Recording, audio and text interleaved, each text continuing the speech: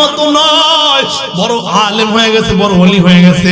পয়গম্বর মুহাম্মদুর রাসূলুল্লাহ সাল্লাল্লাহু আলাইহি ওয়াসাল্লাম বাইজিদ মুস্তাবিকে পাগড়ি আর জুব্বা পাঠিয়ে দিয়েছে। জোরে কোন সুবহানাল্লাহ। এর যুবক ভাই, বৃদ্ধ বাবা যে বুঝাবার জন্য বলে হেদায়েতের মালিক আল্লাহ। এই যে বাইজিদ মুস্তাবির ব্যাপারে আরেকটা ঘটনা আমি আপনাদেরকে বলি। কত বড় আল্লাহর ওলি বাইজিদ মুস্তাবি, জীবনে কোনোদিন কবিরা গুনাহ থেকে যায় নাই। এর মুমিন ভালো করে শুনে নেন, আল্লাহর পয়গম্বর বাইজিদ মুস্তাবির জন্য পাগড়ি পাঠিয়ে দিয়েছেন হাদিয়া। এই বাইজিদ মুস্তাবিকে একদিন মা ডেকে বলে, বাইজিদ যাও আমার জন্য এক গ্লাস পানি নিয়ে আসো। বাইজিদ মুস্তাবি কোথাও পানি আনার জন্য গিয়া বাড়িতে এসে তাকায় দেখে মা ঘুমায় গেছে। বাইজিদ মুস্তাবি মনে মনে চিন্তা করে, যেই মায়ের কারণে এত বড় আলেম হইলাম, যেই মায়ের কারণে আজকে আমি এত বড় শ্রেষ্ঠ বড় আলেম হইলাম, ওই মা ঘুমায় গেছে, আমার কাছে এক গ্লাস পানি তো চাইছে, এর থেকে তো বেশি কিছু চাই নাই। এই মা যদি আবার ঘুমে থেকে উঠে যায়, আমি যদি পানি দিতে না পারি, তাহলে মা কষ্ট পাবে, বদদুয়া দিবে, আমি সহ্য করতে পারবো না। বাইজিদ মুস্তাবি এবার গ্লাসটা হাতে নিয়া এবার দাঁড়ায় আছে। গভীর রাত, বাইজিদ মুস্তাবি মা ডেকে বলে, রে মা কেন উঠেছো, পানি পিপাসা লাগছে? কয় হ্যাঁ পানি দাও। এবার পানি দিয়ে দেওয়ার সাথে সাথে মা গ্লাসটা হাতে নিয়া চোখের পানি ফেলে কান্না করে কয়, বাইজিদ কত রাত ঘুমাও নাই, বড় কষ্ট দিয়েছি তোকে, সারা দিন সারা রাত তুমি দাঁড়ায় ছিলা, সারা রাত দাঁড়ায় ছিলা। মা গ্লাসটা হাতে নিয়া আল্লাহর কাছে দোয়া করে, মালিক আমার বাইজিদকে জামানার বড় ওলি বানাইয়া দিও, আমার বাইজিদকে যুগ শ্রেষ্ঠ ওলি বানাইয়া দিও। এই মায়ের তো আল্লাহ মুহূর্তের মধ্যে কবুল করে নিয়েছেন। এই জন্যই তো কবি বলেন, মায়ের দোয়া লও হে মুমিন, মায়ের দোয়া লও, মায়ের দোয়া লও হে মুমিন, মায়ের দোয়া লও, বিপদে পড়বে না তুমি যখন যেথায় যাও, মায়ের দোয়া লও হে মুমিন, মায়ের দোয়া লও। মনে মনে মনে মন নিজে নিজে মনে করো, টাকায় আমি হইলাম বড়, যার কারণে মৃত্যু মুখে বেঈমান হয়ে যাও, যার কারণে মৃত্যু মুখে বেঈমান হয়ে যাও। মায়ের দোয়া লও হে মুমিন, মায়ের দোয়া লও, মায়ের দোয়া লও হে মুমিন, মায়ের দোয়া লও। একটি গেলাস পানির ফলে বাইজিদের মা তুলে তুলে হাত তুলে মা দোয়া করে, বাইজিদকে ওলি বানাও, হাত তুলে মা দোয়া করে, বাইজিদকে ওলি বানাও। মায়ের দোয়া লও হে মুমিন, মায়ের দোয়া লও, মায়ের দোয়া লও হে মুমিন, মায়ের দোয়া লও। যার কারণে বাইজিদারি না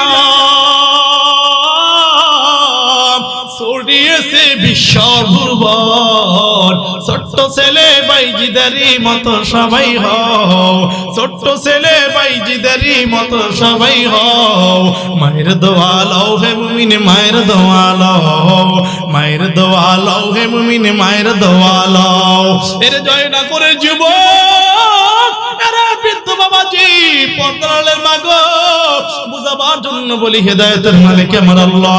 আল্লাহর পয়গম্বরের একজন সাহাবী হযরত আলকামা রাদিয়াল্লাহু তাআলা আনহু মৃত্যুর শয্যায় সজ্জিত, কিন্তু জবান দিয়া কালেমা বের হয় না। আলকামা চোখের পানি ফেলে কান্না করে, জবান দিয়া কালেমা নাই। সাহাবায়ে কিরাম বসে আছেন, আলকামার জবান দিয়া কালেমা বের হয় না। পয়গম্বর ডেকে বলেন, সাহাবায়ে কিরাম খবর নাও, কেন আলকামার জবান দিয়া কালেমা বের হয় না? সাহাবায়ে কিরাম ডেকে বলেন, রে নবী, আলকামা তার মায়ের সাথে বড় বেয়াদবি করেছে, মায়ের সাথে বড় খারাপ ব্যবহার করেছে, এই জন্য আলকামার জবান দিয়া কালেমা বের হয় না। পয়গম্বর ডেকে বলে, আলকামার মাকে ডাকো। এবার আলকামার মা ডেকে হাজির, ডেকে বলে আলকামার মা তুমি তোমার সন্তানকে মাফ করে দাও। কয় না না পয়গম্বর,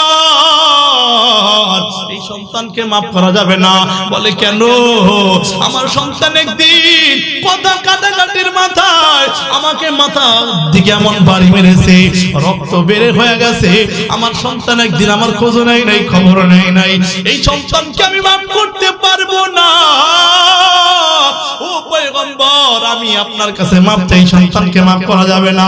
পয়গম্বর ডেকে বলেন সাহাবী, এই সন্তানের জন্য আগুন জ্বালায় দাও, এই সন্তানকে আগুনের মধ্যে পুড়ে ফেলবো।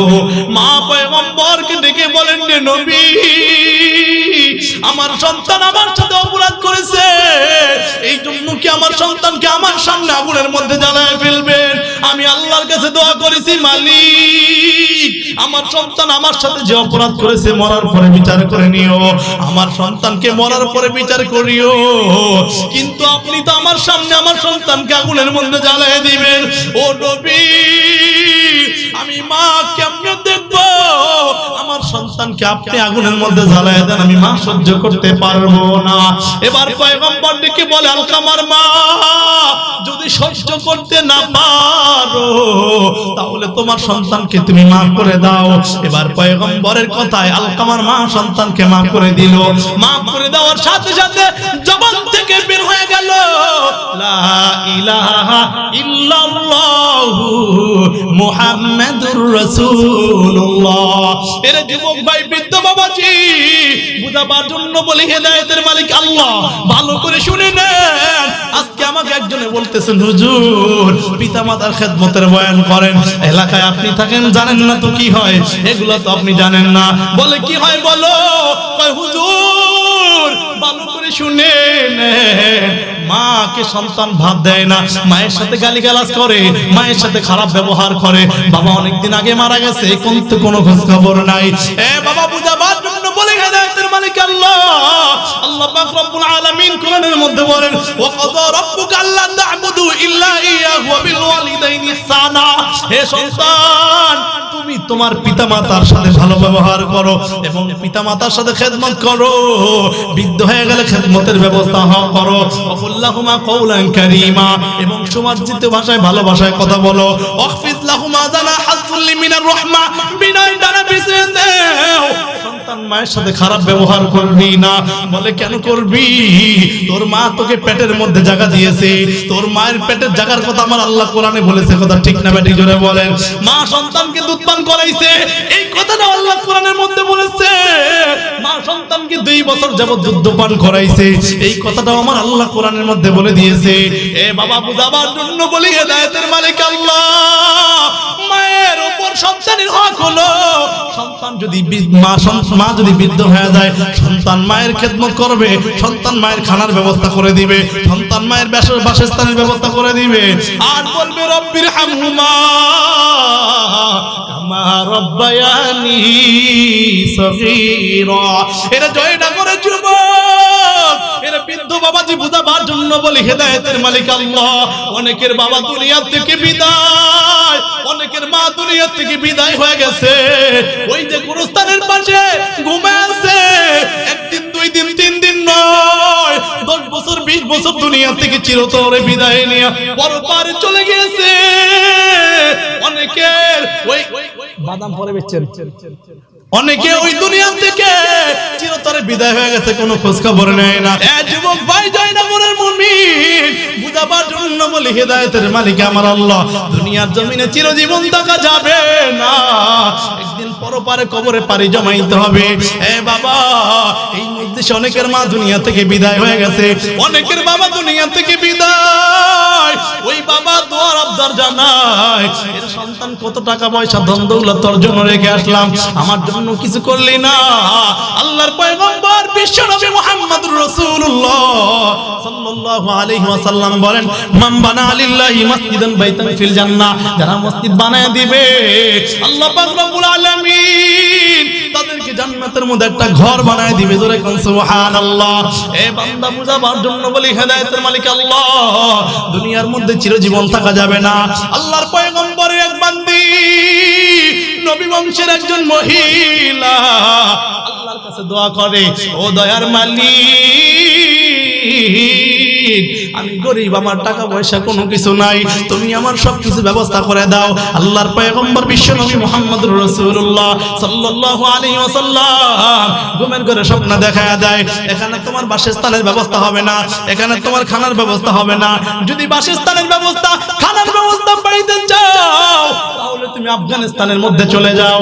ওখানে একজন বাচ্চা আছে, মুমিন বাচ্চা, নাম হলো আব্দুল হাকিম। ওই বাচ্চা তোমার খানার ব্যবস্থা করে দিবে।